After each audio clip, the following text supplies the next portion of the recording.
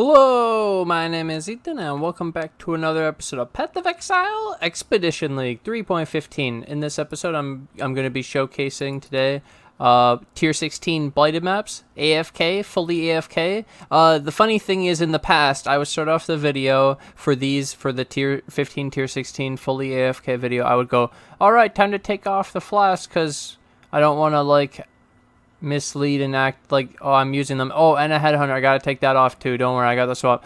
But in this case, actually, we can use the flask automatically while AFK. So that's actually a really big buff they made for AFK this season. And I'm gonna be running the maps magic. I chisel them, triple, Crimson. I'll be going over a lot more other details about Blight maps, more specifically like how I run them, what I do. This is Split, for example, Fractured Fossils, Venomable, Plagued Arachnids, all that stuff. I'll go into that more detail later, but first let's start with the AFK Blight. So here we have an Underground Sea Blighted map, and its Temporal Chains, Reflect, Ellie. We're a full physical build, so nothing to worry about. Watch this video to the end, and like the video. Thanks. Also, don't forget to subscribe. Full Stone Golems. This is the new Stone Golem build. New Stone Golem build. Also, new Stone Golem skin. Lightbringer. We have Dark Shard Golem and Lightbringer. So I'm using Lightbringer right now, and I'm using this belt instead. So this is 78 life, increased max life. This is an Elder belt, 86. It could be a 75. 75 would be high enough, item level 75, but I went for 86, so that 85 it hits every mod. 86 is hot LE damage, T1. I don't need it, but I wanted it for fun. And then T2, increased life recovery rate, and it has pretty good regen. And then I crafted Dex, and I also took the Dex node on the tree, and I took one more Dex node here, just so I'd have enough for this showcase, because I wanted to not take the Headhunter. I was low on Dex, so I did all that, and I have more regen than the Headhunter. 130 more. So that's pretty cool. And then the Jewel is life, minion phys damage, and blind. I already have blind because of the Animate Guardian's chestplate has nearby enemies are blinded, but either way, let's hide this in here, and let's begin this Blight map. How you guys doing? How you guys been? Where I've been, what happened is, I didn't expect it, but basically Old School RuneScape decided to give me my account back, and I was like, holy shit. So I've been playing Old School RuneScape, but on the side, I have been playing some PoE, some Blight specifically. Got back into the Blight and noticed, oh my god, my build is really good at Blight, especially this skin. Stone Golems are sick. So yeah, right now we'll get into more Blight specifics now that we're in the map. The timer has begun. So like I said, we switched out the belt for this. We put Life Catalyst on it. And then I put this Jewel in. For the rings, I'm using Scout Towers, have increased range. At this part I forgot to mention, to get the ring anoint, it's a Violet Teal Oil. We're building Scout Towers. I like to build 2.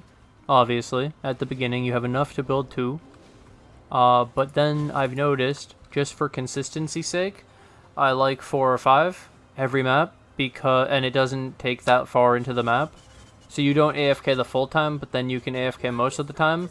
And just the reason is, Scout Towers are really nice, and that added extra consistency is really nice. And then, so I have to explain some more stuff. So yeah, we do triple Crimson for the Blight chests are lucky. You get 30, but I get more because of the Awakening bonus objectives. It gives you increased effective modifiers. So I have 38. And then I showed you that I only magicked it. And so the reason for that is I found that alking and then chaosing to reroll the mods is not worth it, because there's too many mods that you don't want to do, because it actually definitely affects the outcome of your map and makes it less consistent to do every single mod, especially if you start corrupting because you're looking for tainted oil, for example. And it just generally isn't that worth it. I just wanted to do a TLDR, which is basically that I don't find it worth it to alk or corrupt the maps, because you get a tainted oil 1 in 50 maps, and the rare you spend more chaos than you get in return of value of the blight chest. So it's not worth it because of how much you have to reroll, unless your build could do more mods to where you don't have to reroll as much stuff. So the better our build gets, maybe potentially if we get stronger in future seasons and blight stays the same, then we could then get away with alking. Or if we're stronger in the end game with an aura stacker, then you can get away with alking even more. It's just potentially for this. For early, like when you're first getting into blight, I don't recommend alking. It doesn't make any sense to do it. Another tip is you want to default attack the middle pump right here. And so we have 4 or 5 of these towers now. You want to put a portal underneath you too. Technically I have cast on death portal, so that'll make it automatically put a portal if I die, but I don't die in blight at T16. Also, so the auto flask, the way it works is when I get charges from killing the monsters around me automatically with my minions or the towers, they gain charges and then they auto activate. As you can see, I am not pressing them, so use when charges reach full. So as soon as the bottle fills, it activates. And so permanent bottled faith, permanent taste of hate, permanent quicksilver, which is bleed immune. You could switch these, obviously. You could switch the quicksilver. You don't really need it when you're not moving. But the bottle of faith I thought was really nice. The taste of hate's really nice. The granite has shock immune, which means when you get shocked, it removes it, which I think is nice to actually have, even in blight, to remove shock in case you're getting like attacked and it would remove it all. And then this, when you're AFK, if you get hit for 15% or more, maybe it'll happen, like a fireball will happen, a volatile flame blood, that will come and hit me for 15% or more of my life, and it'll fully heal me off this flask completely AFK. So I'm going to leave it. I don't want to touch anything now. I just want to show you the rest of the stuff. So we're a stone golem build, and the stone golem's nice level 31. We're not impale, so we're physical, not aura stacking, and we're not even triggering the wand. This is this wand. It's disgusting. But basically, the stone golem, instead of impale, we're using pulverize now. And then we also have awaken generosity with war banner instead of dread banner, and I like this a lot. I've been really enjoying the non-impale version, because the upfront damage without the need of like stacking it up or anything, and with their slower attacks, they do the deeps. This is T16, and that was the duplicator boss you just saw, and he got fucking melted. It's mostly because stone golems are doing that double damage. They have double damage on their slam, which is insane. And so we make them we try to get them to perma-slam by stacking these primordial jewels. We have tons of primordial harmonies that are at 45% increased cooldown recovery rate, except for my corrupted blood is only at 40, but 45, 45, 45. And then I have my primordial might and my anima stone, and I have another 45 harmony. So tons of cooldown recovery so that they slam permanently, and then we also have the awakened multi, so they slam 4 times on instead of only once. It repeats it, and then I give them tons of levels, as I showed you that they're level 31. Then I buff them up with the support Spectres, so they're 2 Carnage chieftains, 2 host chieftains that I find in Ashen Fields Act 7. And then my Animate Guardian, I have tons of videos on it. It's kind of more complicated, but I did a more recent update. It was, I think, Step 4 had an Animate Guardian section of it, if you want more detail on that. And then, yeah, that's basically just stone golems hard carrying us. And I've tested, so off stream, because I haven't streamed in a hot minute or done videos. I told you I got back into it through Blight. And I was just AFKing T16 Blight, the highest tier, like this, and I was just testing the build off stream and doing what I have to do, because you know every season I do this where once I done the testing and I know that it's like consistent, then I can put it out for people to replicate. So what I'm gonna do is I'm gonna cut it here. Now that we've done all the AFKing, I'm gonna cherry pick all the terrible loot. So for example, remove all the weapon chests and stuff. There's a lot of good loot. And then we're going to loot together. And then I'm going to go into more specifics on more complicated Blight stuff about how profitable it is, how good it is, if what you should do, etc. What Atlas passives, the Watchstones, how to farm it yourself, and also a trick for splitting the Blight maps to get more out of them, because the price of Fractured Fossils is cheaper than the T16 Blight maps, because you couldn't fracture Expedition logbooks, but you can fracture Blight maps. So, and when you fracture, you can scour, which is nice. So, yeah, now I'm going to tear out the trash and show you the good loot. I'll be right back. Alright, now we're at the looting part. Look at this shit. So, now to explain why only magic, even though the quantity of the map at 20% of the value affects the Blight chest count.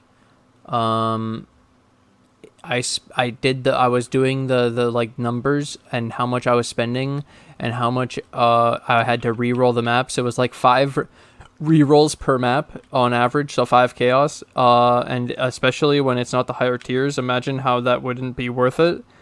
And then that's just to add a little tiny bit of quant, which is just a little bit more chess, and then all that chaos, like raw chaos, to reroll the maps or scours and alks. The alks is cheap, but the scours was expensive, and yeah, it just didn't feel worth it. And then corrupting 30% of the maps became phys reflect, and you can't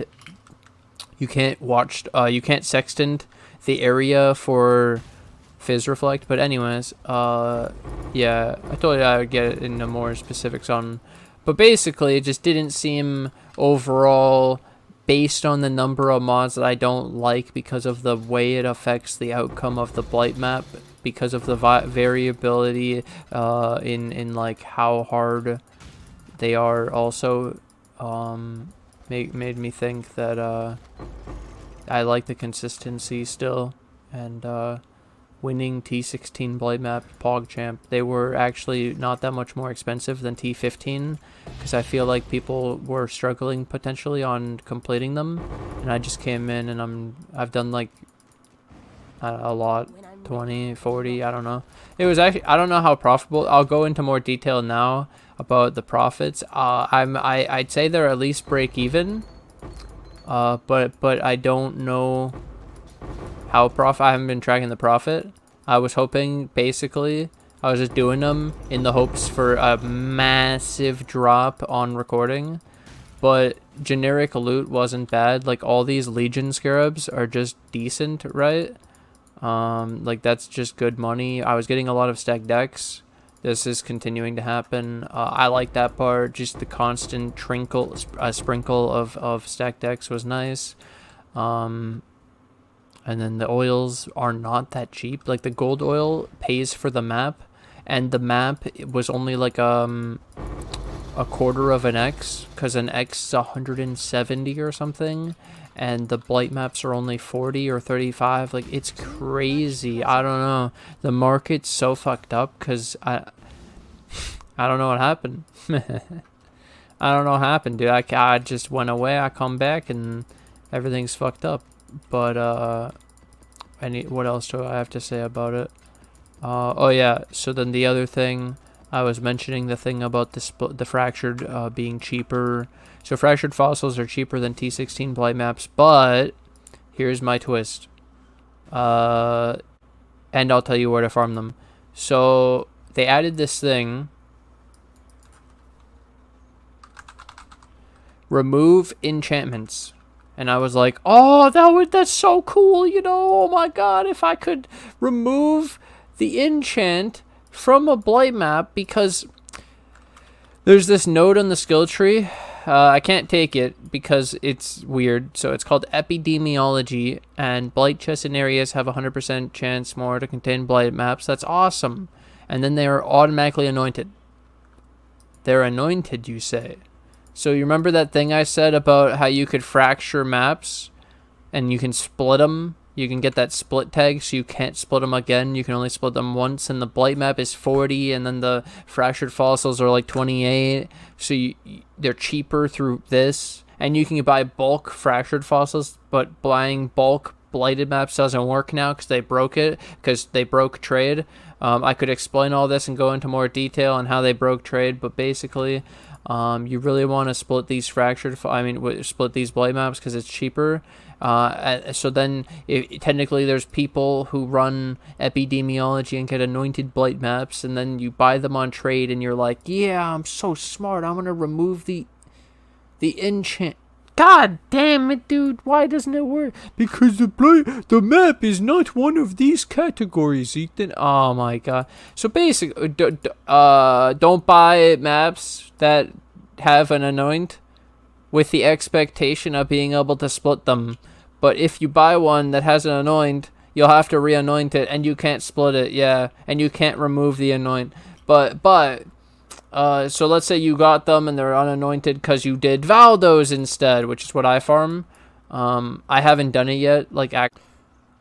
Bonus part. So I got a T16 Blight map, and I wanted to show you. I just did this 40C for this T16 Blight map, but I got the fractured fossil for 27. It was Shove Pen, and he said, "Thanks, have fun, bro." After I traded him, so 27. Then they were 30 if I wanted more. I could have bought more at like bulk, but 27C, 40. 27C, 40. And then fractured fossil because it's a white item, I'm using the primitive. You could also use alchemical primitive if you or chaotic. Which one's the diff?